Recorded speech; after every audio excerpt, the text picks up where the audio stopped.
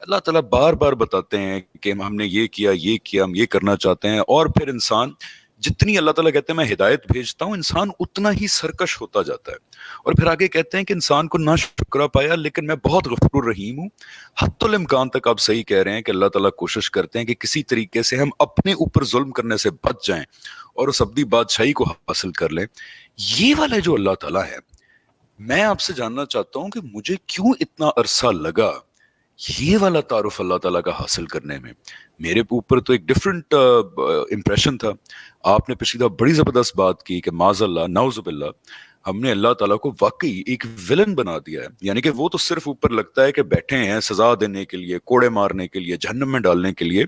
اور جو اللہ کی مخلوق ہے غیر اللہ، اس کو ہم نے مسیح بنا لیا، پرسنالٹیز کو، ہسٹوریکل فگرز کو، مذہبی پرسنالٹیز کو، کہ وہ بچا لیں گے ہمیں۔ اللہ تعالیٰ نے ہمیں بھیجنا ہی بھیجنا جہنم میں، اور وہ کسی طریقے سے ہمیں بچا لیں گے۔ پتہ یہ چلا، میری دنیا اس لیے بدلی کہ پتہ یہ چلا کہ معاملہ الٹا ہے۔ صرف اللہ ہی ہے جو کہ سراسر رحمت ہے، جو کہ لٹرلی لگتا ہے ایسے ہے ریحان بھائی ایکسکیوزز ڈھونڈتے ہیں آپ کو معاف کرنے کے لیے، یہ کر لو، فلانا کر لو، توبہ کر لو، اچھا چلو اور کچھ نہیں، غلام آزاد کر دو۔ اگر تم کل میں سورہ اسراء میں پڑھ رہا تھا کہ غریبوں کو دو، ضرورت مندوں کو دو، اور اگر تم نہیں دے سکتے، یعنی کتنا مال نہیں ہے، تو پھر کم از کم ان کو ایک کائنڈ ورڈ دے کے نہ کرو، ان سے بیزاری کا بھی اظہار نہ کرو۔ یہ بھی ہے وہ جو کہتا ہے کہ غریبوں کو نہیں دے سکتے پھر بھی شکن نہیں آنی چاہیے، اسمائل سے نہ کرو، کائنڈنس سے نہ کرو ان کو۔ یہ کون سا خدا ہے جس کو اتنا عرصہ، اور مجھے کیوں لگا یہاں تک پہنچنے میں؟ اصل میں اس کی ایک وجہ ہے، دیکھیے جو ہماری کہانی ہے، اس کہانی میں ایک ولن بھی ہے، اور اس ولن کو قرآن مجید کے آغاز پر اللہ تعالیٰ نے جب قرآن مجید میں انسانیت کو بتانا شروع کیا ہے کہ وہ خدا کی کس اسکیم کے تحت اس دنیا میں موجود ہیں، تو بیان کرایا ہے، اس کا تعارف کرایا ہے، اس کا نام ہے ابلیس۔ یہ وہ ہستی ہیں، ایک جن تھے یہ، جس وقت اللہ تعالیٰ نے یہ فیصلہ کیا کہ انسانوں کو زمین میں وہ خلیفہ بنائیں گے، تو فرشتوں کے سامنے یہ منصوبہ رکھا گیا۔ فرشتوں نے تو خوشی سے اس منصوبے کو قبول کیا اور اللہ کے حکم کی تعمیل میں سجدہ کیا، سر اطاعت خم کر دیا۔ لیکن یہ جو جن تھا ابلیس، یہ اڑ گیا، یہ سرکشی پر آمادہ ہو گیا، اور اس نے خدا کے خلاف بغاوت کر دی۔ یہ متکبر تھا، اور اس نے پھر اللہ تعالیٰ کو ایک چیلنج دیا تھا، اور چیلنج اس نے یہ دیا تھا کہ اب میں تیری سیدھی راہ میں بیٹھوں گا اور ان کا شکار کروں گا، اور تو دیکھے گا، وہ جو ابھی آپ نے ایک بات کہی نا کہ شکر گزار نہیں ہے، تو ان کو شکر گزار نہیں پائے گا۔ تو یہ دیکھیے، اور یہ بات جو قرآن مجید میں بیان ہوئی ہے، اس کے جو الفاظ ہیں وہ بڑے غیر معمولی الفاظ ہیں کہ مجھے تیری عزت و جلال کی قسم، پروردگار مجھے تیری عزت و جلال کی قسم، تو ان کو شکر گزار نہیں پائے گا۔ اس نے تھریٹ دیا تھا، اس نے دھمکی دی تھی، یہ اس کی زندگی کا مشن ہے، اور یہ مشن اس نے چنا ہے اپنی بربادی کی قیمت پر۔ اور وہ ایسا بدبخت تھا کہ یہ ساری بغاوت کرنے کے بعد بھی اس نے پروردگار سے ایک چیز مانگی۔ وہ اس وقت اگر معافی مانگ لیتا، قدموں میں گر جاتا، آقا کے سامنے سر جھکا دیتا، تو اللہ تعالیٰ سرکشی کے باوجود بھی معاف کر دیتے۔ اس نے یعنی اسے پتا تھا، یہ بھی بڑی دلچسپ بات ہے، شیطان اللہ تعالیٰ کہتے ہیں سب سے بڑا عارف بھی ہے، اسے پتا تھا کہ اللہ تعالیٰ مغلوب الغضب نہیں ہوتے، یعنی جب غصے میں بھی آتے ہیں تو ایسا نہیں ہوتا کہ غضب ان کے اوپر حاوی ہو جائے، میں جو مانگوں گا مجھے دے دیں گے۔ لیکن اس احمق نے معافی نہیں مانگی، اس موقع پر مہلت مانگ لی، اور یہ کہا کہ مجھے قیامت کے دن تک کی آپ مہلت دے دیں، میں یہ ثابت کروں گا کہ یہ لوگ ناشکرے ہیں، آپ نے جو عزت انہیں دی ہے یہ اس کے مستحق نہیں ہے۔ تو یہ ہے وہ ولن جو ہماری کہانی کے اندر ہے۔ اس نے اپنی بربادی کی قیمت پر خدا کے سامنے کھڑے ہو کر اس کی عزت کی قسم کھائی ہے کہ مجھے اور آپ کو خدا کی سیدھی راہ سے، جو کہ توحید کی راہ ہے، اس سے ہٹائے گا اور ہمیں ناشکرہ بنائے گا۔ تو یہ آپ کے سوال کا جواب ہے کہ یہ شیطان ہے جس کا سب سے بڑا نشانہ کیا ہوتا ہے کہ خدا کے متعلق انسانوں کو بدگمان کرے، خدا کا غلط تصور قائم کرے، خدا کے متعلق غلط فہمیاں پھیلائے، اس کی عبادت سے، اس کی بندگی سے لوگوں کو ہٹائے، اس کے دین کے بارے میں غلط تصورات میں لوگوں کو مبتلا کرے۔ کچھ لوگ اگر دین میں سنسیئرٹی کے ساتھ عمل کرنا چاہ رہے ہیں تو پھر ان کو ایسی پٹی پڑھائے کہ وہ بدعت میں مبتلا ہو جائیں۔ اور یہ ساری چیزیں وہ ہر دور میں، ہر نبی کی امت میں اور ہر انسان کے ساتھ کرتا چلا آیا ہے۔ تو یہ بنیادی وجہ ہے جس کی بنا پر آپ دیکھیں گے کہ سب سے زیادہ جو خرابی کی انسانوں نے وہ توحید کے معاملے میں کی ہے۔ اور کیا فلسفی، کیا اس میں مذہبی لوگ، کیا سائنسدان، اس میں کیا صوفیہ، سب کسی نہ کسی درجے میں لگتا یہ ہے کہ شیطان کے پھندے میں گھرے ہیں اور جو قرآن مجید کا تصور ہے اس سے ہٹ کے کھڑے ہوئے ہیں۔ آپ پوچھیں گے تو میں ایک ایک گروہ کے بارے میں بتا دوں گا کہ انہوں نے کیا کیا مسائل پیدا کر دیے ہیں جن کی بنا پر اللہ تعالیٰ کا انتہائی غلط تصور ہے جو قائم ہو گیا، اور اللہ کا اتنا بڑا احسان ہے کہ قرآن مجید نے آ کے ہمیں واپس پھر صحیح راستے پر تو پہنچا۔ میرا خیال ہے کہ بہتر طریقہ یہی ہوگا کہ پہلے ہم 5 منٹ ڈسکس کر لیتے ہیں کہ اب آپ کیا سجیسٹ کرتے ہیں کہ پہلے اللہ تعالیٰ کا قرآن میں جو تعارف ہے وہ بیان کر کے اس کے بعد ہم بتائیں کہ لوگوں کے اندر کیسے غلط فہمیاں پھیلیں، کیسے غلط کانسیپٹس بن گئے، یا وائس ورسا کریں کہ پہلے لوگوں کے غلط کانسیپٹس کی وجہ ڈسکس کر لیں اور پھر قرآن کے اندر جو تعارف ہے اس کی طرف ہیں؟ What do you suggest? میرے خیال میں پہلے جو مسائل ہیں ان کو میں مختصراً بیان کر دیتا ہوں تاکہ پتہ چل جائے کہ کس طرح کے ایشوز ہیں جو اللہ تعالیٰ کے حوالے سے پھیلے ہوئے ہیں۔ دیکھیے، خدا کا ایک تصور وہ ہے جو فلسفیوں نے پیش کیا ہے، اور فلسفی وہ لوگ ہوتے ہیں جو عقلی بنیادوں پر چیزوں کو سمجھنا چاہتے ہیں۔ اچھا، عقل کا معاملہ یہ ہوتا ہے، عقل ہمیشہ محسوسات کے اوپر ڈیپینڈ کرتی ہے، اور اللہ تعالیٰ نے امتحان کی جس اسکیم میں ہمیں بھیجا ہے وہاں پر ایک بنیادی چیز طے کر دی گئی ہے کہ اللہ تعالیٰ ہمیشہ غیب میں رہیں گے۔ جس وقت قرآن مجید شروع ہوتا ہے تو وہاں اہل ایمان کا جو بنیادی وصف بیان کیا گیا ہے وہ یہ ہے کہ وہ یؤمنون بالغیب، وہ غیب میں رہ کے اللہ کو مانتے ہیں، اور یہ بڑا بنیادی وصف ہے، اس لیے کہ اللہ تعالیٰ دیکھیے سامنے آ گئے تو وہ اتنے عظیم ہیں، اتنے طاقتور ہیں، اتنے بلند ہیں کہ پھر کسی کی مجال نہیں ہے کہ کوئی سرکشی کرے، کوئی نافرمانی کرے۔ تو اس امتحانی اسکیم کا بنیادی اصول یہ ہے کہ اللہ تعالیٰ کسی صورت میں بھی سامنے نہیں آئیں گے۔ آپ اللہ تعالیٰ کی بارگاہ میں کتنی بڑی گستاخی بھی کر دیں، معاذ اللہ آپ گالیاں دینا شروع کر دیں، اور دیتے ہیں لوگ، یہ جو شرک ہے، یہ جو الحاد ہے، یہ اللہ تعالیٰ کو گالی دینے کے مترادف ہے۔ بہت سی روایات میں یہ بات رسول اللہ صلی اللہ علیہ وسلم نے واضح کی ہے۔ آپ اللہ تعالیٰ کے خلاف کچھ بھی کہیں، ان کا انکار کر دیں، ان سے شکوے شکایت کریں، کتنی ہی غلط باتیں کریں، اللہ تعالیٰ کی طرف سے کوئی ری ایکشن نہیں آئے گا۔ یہ اس بنیادی اصول کی بنا پر ہے کہ امتحان کا پردہ غیب کا پردہ ہے، اگر یہ غیب اٹھا دیا جائے گا تو ہر شخص خدا کا فرما بردار ہو جائے گا۔ چنانچہ فلسفیوں نے جب اپنے عقل کی بنیاد پر اللہ تعالیٰ کو سمجھنا چاہا تو انہوں نے اللہ تعالیٰ کو ظاہر کہ وہ چونکہ یہاں پر انڈائریکٹ ایویڈنس تو بہت زیادہ ہے اللہ تعالیٰ کا، محسوسات میں وہ نہیں آ سکتا، لیکن عقل جو ہے یہ بتاتی ہے کہ انفر کرتی ہے کہ یہاں کوئی ہستی تو ہے۔ چنانچہ جس ہستی تک وہ پہنچے وہ ہستی یہ تھی کہ جس نے کائنات کو انیشیٹ کیا ہے، جو اصل کاز تھا، یعنی دنیا میں جو بھی سلسلہ قائم ہے وہ کاز اینڈ افیکٹ کا ایک سلسلہ ہے۔ تو جو سب سے بنیادی چیز تھی، یعنی جو سب سے بنیادی کاز تھا، اس کو اللہ تعالیٰ کا تصور یا نام دے دیا گیا۔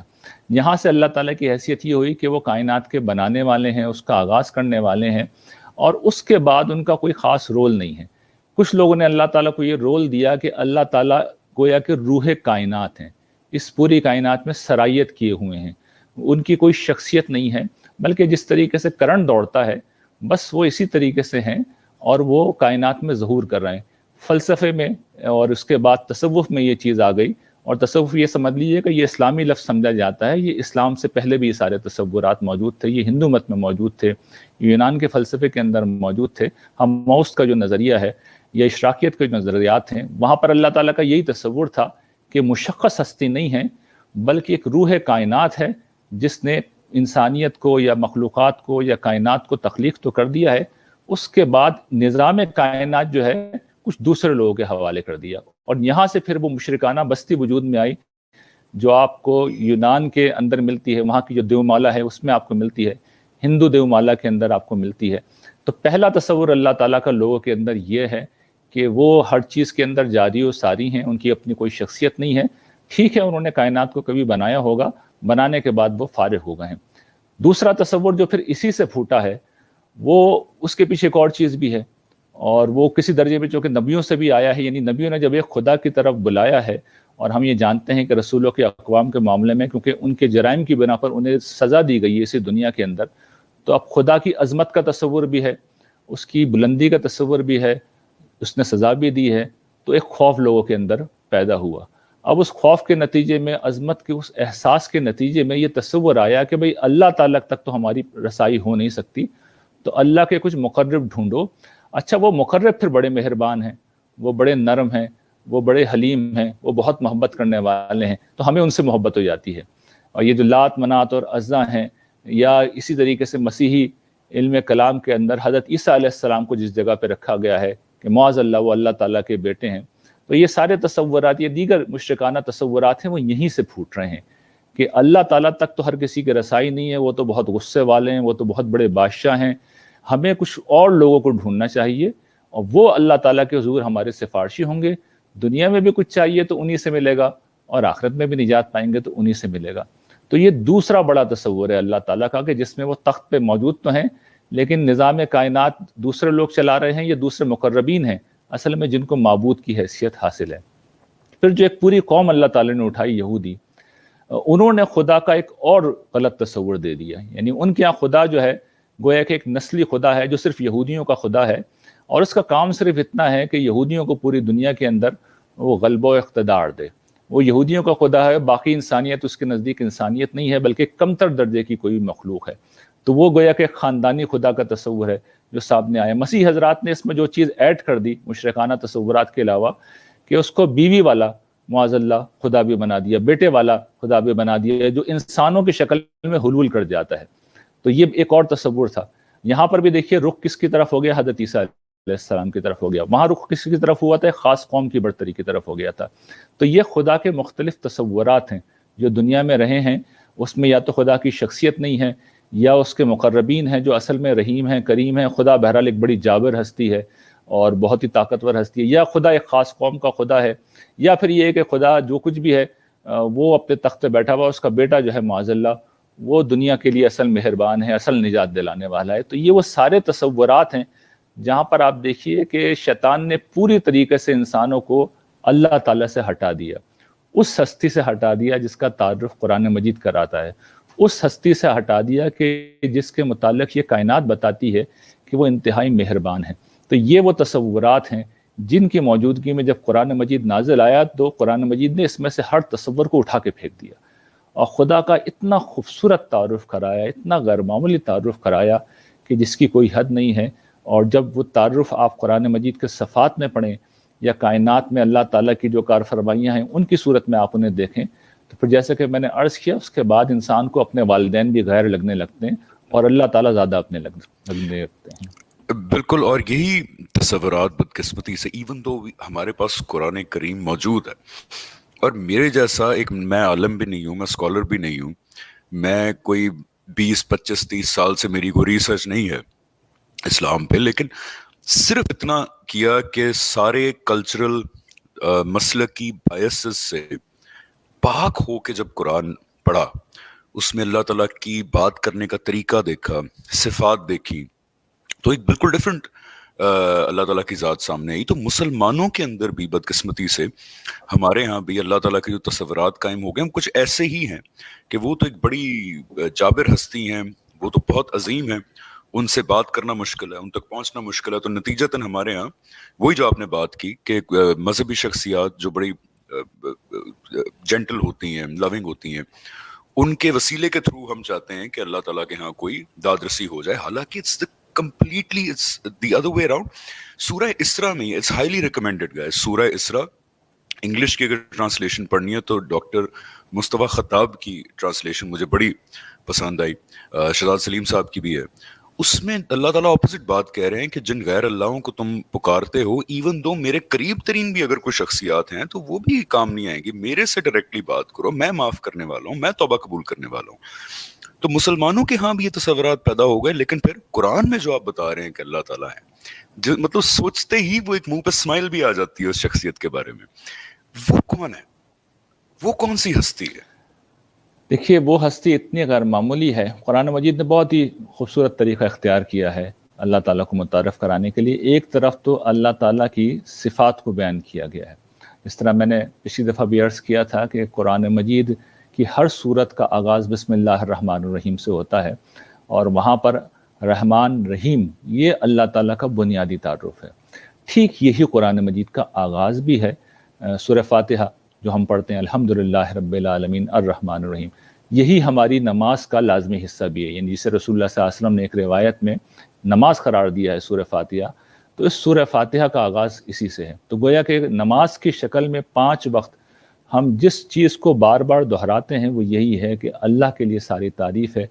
جو سراپا رحمت ہے اور جس کی شفقت ابدی ہے۔ تو پہلا تعارف تو قرآن مجید صفات کے ذریعے سے کرا رہا ہوتا ہے، اور ظاہر ہے کہ اس کی اور بھی بہت سی صفات ہیں اللہ تعالیٰ کی، اس پہ ہم بعد میں آئیں گے۔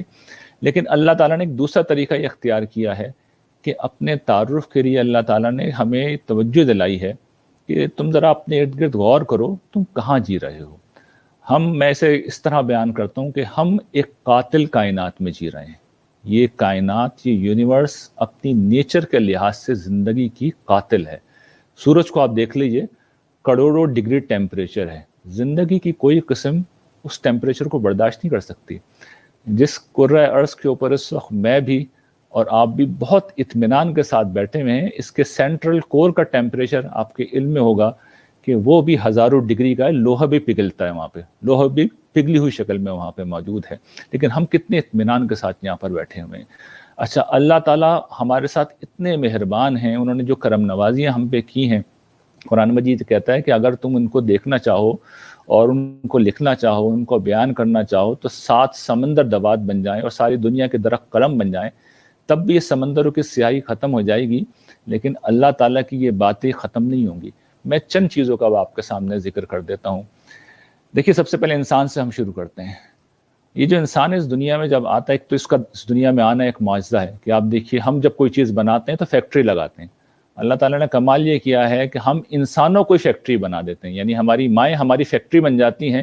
اور ہم ایک پروڈکٹ کی شکل میں اس دنیا میں آ جاتے ہیں۔ کتنا عجیب و غریب معاملہ ہے، یعنی اس کے اندر خدا کی قدرت، اس کا علم، اس کی حکمت، اس کی محبت، اس کی پرورش کا انتظام کہ ماں کے پیٹ کی تاریکی میں 3 تاریکیوں کے اندر وہ غذا بھی پہنچا رہا ہے، وہ زندگی کا اہتمام بھی کر رہا ہے۔ وہاں ہم لکوڈ کے اندر ہوتے ہیں، اس میں زندہ ہوتے ہیں، مچھلی کی طرح تیر رہے ہوتے ہیں، اور جیسے اس دنیا میں آتے ہیں ایک دم سے ہمارا سسٹم رنگ بدلتا ہے اور ہم سانس لینے کے قابل ہو جاتے ہیں، یعنی ہوا کے سمندر میں ہم جینا سیکھ لیتے ہیں، ہمیں ٹرین کر کے بھیجا جاتا ہے۔ اچھا، اس کے بعد ہماری پہلی ضرورت ہوتی ہے کہ ہمیں کھانا ملے۔ اب کھانا کہاں سے آئے گا؟ ظاہر ہے کہ وہ ایک مرحلہ ہے۔ تو اللہ تعالیٰ ہماری ماؤں کو ہی ہماری خوراک کا ذریعہ بنا دیتے ہیں، اور قرآن نے اس پر تبصرہ کیا ہے جانوروں کے حوالے سے کہ ہم ان کے خون اور گوبر کے درمیان سے تمہیں جو ہے یہ